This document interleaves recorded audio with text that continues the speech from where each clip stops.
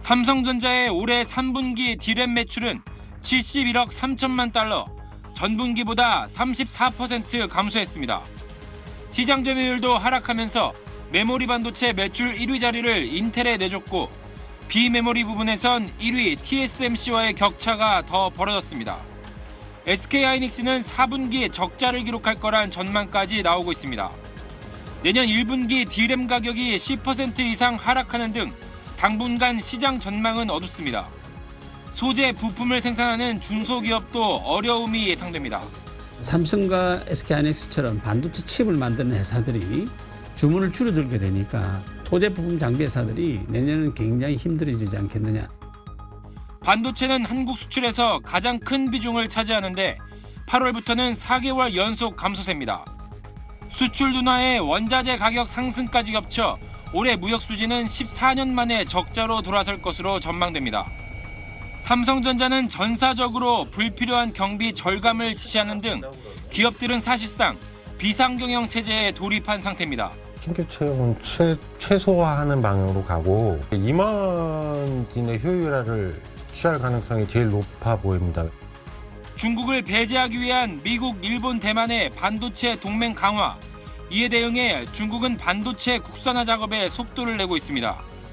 미국과 협업도 필수고 국내 반도체의 큰 수요처인 중국도 무시할 수 없어 국제 정세도 불확실성을 키우는 부담 요인입니다. SBS 김관진입니다. TSMC가 이번 주 남부 타이나 공장에서 3나노 반도체 제품 양산을 시작한다고 현지 언론들이 보도했습니다. 삼성전자가 세계 최초로 3나노 제품을 상용화한 지 6달 만입니다. 3나노는 머리카락 굵기의 10만 분의 3 크기로 현재 반도체 생산 공정에서 상용화 가능한 가장 앞선 기술입니다. 고객사가 주문한 설계대로 정교한 반도체를 생산해주는 파운드리 분야에서 TSMC는 시장 점유율 56%, 압도적 1위로 삼성과의 격차는 더 벌어졌습니다. 삼성은 TSMC보다 6개월 먼저 3나노 제품을 만들기 시작했지만 아직 선점 효과를 온전히 거두지 못했기 때문에 앞으로 대형 고객사 확보를 위한 수주전이 예상됩니다. 최근 애플과 테슬라가 TSMC와 공급 계약을 체결할 것이라는 외신 보도가 나오는 등 긴장을 늦추기 어렵습니다. 퀄컴이나 애플이나 AMD나 이런 데서 주문하는 4나노 제품의 수율이 삼성전자가 TSMC보다 떨어져요. 생산을 더 6개월 동안 많이 해본 거잖아요. 그러면은 제조 노하우라든지 수율 향상 이런 부분에 이제 좀 도움이 된다고 봐야 돼요. 삼성전자는 2027년까지 1.4나노 공정을, TSMC는 2025년까지 2나노 도입 계획을 발표한 상태입니다. 내년 반도체 시장은 올해보다 4% 이상 줄어들 걸로 보이는데 메모리가 부진한 가운데 경기 영향을 덜 받는 비메모리, 즉 파운드리 강화를 위한 초격차 기술 경쟁은 더 치열해질 전망입니다. SBS 정연입니다. 네, 지난해 무역 수지가 왜 2008년 금융위기 이후 이제 처음으로 적자로 돌아섰다 이런 기사가 얼마 전에 나왔던 것 같은데 그때 정부가 이런 얘기를 했어요. 내년 수출도 한 4.5% 줄 거다. 이런 예상치를 내놨더라고요. 그만큼 이제 올해도 우리 수출 환경이 안 좋다는 건데 그 중에서 특히 이제 반도체 경기가 많이 안 좋다면서요. 네, 올해 요새 왜 이렇게 빠듯한가 느끼게 될 날들이 사실 작년보다도 더 많을 것 같은데요. 그 중심에 있는 반도체를 오늘 한번 짚어볼까 합니다. 네, 우리나라의 수출 1번은 반도체, 한국은 반도체라고 해도 과언이 아니죠. 우리가 지금 세계 6위 규모의 무역 국가인데요. 이렇게 큰 수출 규모에서 반도체가 차지하는 비중이 무려 19%가 넘습니다. 수출 2위, 3위인 석유 제품과 자동차 수출액을 다 합쳐도 반도체보다 비중이 적을 정도입니다. 그리고 실은 수입에서도 반도체 관련 비중이 굉장히 큽니다. 그래서 우리 무역에서 절대적인 비중을 차지하다 보니 반도체 경기가 좋지 않다고 하면 결국 1년 내내 부담스럽고 힘들어지는 겁니다. 그런데 반도체 경기의 올해 전망이 그렇게 좋지 않습니다. 경기도 그렇지만요. 구조적으로도 우리 반도체 산업 앞에 까다로운 시험들이 줄줄이 놓여 있다. 그러니까 2023년이 시작되는 지금 우리 반도체가 맞닥뜨리고 있는 상황입니다. 자, 그러면 오늘은 이제 크게 두 가지 포인트로 봐야겠네요. 네. 이제 경기가 어떤 영향을 미치는지, 그다음에 네. 뭐 구조적인 건 또 어떤 문제가 있는지. 네. 네, 먼저 그러면 경기 얘기부터 해보죠. 네. 경기 워낙 안 좋을 걸 예상되잖아요. 영향 주겠죠, 아무래도. 네, 반도체는 경기 영향을 많이 받습니다. 네. 우리가 강점을 가진 반도체는 메모리 반도체라는 품목인데요. 이게 특히 경기를 많이 탑니다. 네, 컴퓨터나 스마트폰의 필수 부품이거든요. 그런데 이런 기계들은 주로 주머니 사정이 좋을 때나 바꾸죠. 그러니까 라면은 돈이 없을 때도 먹지만 스마트폰 같은 거는 내가 좀 쪼달릴 때는 그냥 웬만하면 좀 더 쓰지 뭐 하게 되죠. 그래서 올해 전 세계인들이 허리띠를 졸라맨다고 하면 우리 수출을 좌우하는 반도체 경기가 밝을 수가 없습니다.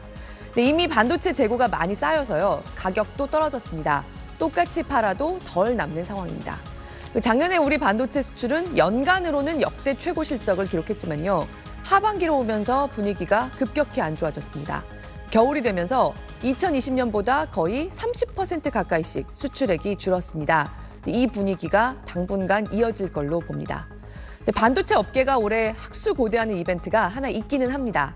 온라인 세상에서는 데이터를 주고받는 서버가 필수입니다.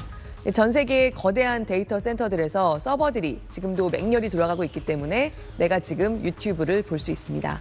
네, 우리에게는 PC로 유명한 인텔이 이 전 세계 서버에 들어가는 핵심 장치, CPU 생산의 90%를 차지하고요. 여기에 우리 반도체가 많이 들어갑니다. 그런데 인텔이 새 CPU를 원래 작년에 내기로 했는데 이번 달로 미뤘고요. 그나마 이번 달에 나온다고 해도 본격 생산은 하반기는 돼야 합니다. 데이터 센터들이 새 제품으로 바꾸려고 한다고 해도 하반기까지는 기다려야 된다는 겁니다. 그런데 불경기까지 계속되면 정작 신제품이 나와도 생각보다 바꾸지 못하는 데들이 많지 않을까? 네, 이렇게 되면 반도체 시장은 올해 하반기까지도 계속 침울할 가능성이 큽니다. 네, 설명 듣다 보니까 갑자기 인텔이 새 CPU 네. 좀 빨리 좀 내놨으면 좋겠다 이런 생각도 듭니다. 네. 경기 관련돼서 좀 설명을 잘 들었고요. 네. 이제 구조적으로 반도체 시장이 좀 어려움이 있을 거다라는 얘기가 있는데 잘 모르겠어요. 이게 어떤 얘기인 겁니까? 네, 장기적으로는 사실 이게 더 큰 문제라고 할 수 있는데요. 네. 이 부분은 앞으로도 자꾸 말씀드리게 될 이슈가 될 겁니다. 네, 반도체는 시간이 갈수록 점점 더 중요해지고 있어서요. 지금 세계의 양대 강국, 미국과 중국이 서로 최종적으로 언젠가는 이걸 각자 자급자족해야겠다. 그런데 일단 쟤랑은 같이 못하겠다 하고 있는 단계입니다. 서로 상대방을 끼지 않는 공급망을 구축하고 싶어 하는데요. 특히 요새 미국이 중국을 배제해야겠다는 생각이 점점 더 강해지면서 제조의 강점이 있는 우리 반도체 공장들을 미국 땅으로 데려가기 위해서 파격적인 조건들을 제시하고 있습니다. 그런데 우리 반도체 또 관련 장비, 소재 모두 중국에서 가장 많이 팔립니다. 공장도 중국에 많고요. 그래서 중국을 배제하는 미국 공급망에 끼다가 중국과 문제가 생기면 엄청난 타격을 받을 수 있는 구조입니다. 게다가 미국이든 중국이든 우리 반도체 공장이 해외로 나갈수록 반도체가 파생시키는 그 많은 우리 일자리들은 그만큼 줄어들거나 새로 창출될 수가 없습니다. 그래서 우리 밥을 벌어오는 핵심 첨단 산업이 중장기적으로 어떻게 자리매김을 해야 하나. 2023년은 그 고민이 생각보다 빠르게 당장 결정해야 할 문제로 다가오기 시작하는 해가 될 수 있습니다. 미국이랑 중국 사이에 조금 껴있는 상황이거든요. 반도체 수출 면에 있어서는 중국이 또 최대 비중을 차지하고 있는데 또 미국에서는 뭐 설계, 반도체, 원천 기술이랑 디자인 분야에서 좀 강점을 가지고 있다 보니까 저희 나라가 좀 두 나라 사이에서 뭐 어떤 국가의 편에 서야 되는지에 대해서 좀 이제 어려움이 있는 상황입니다.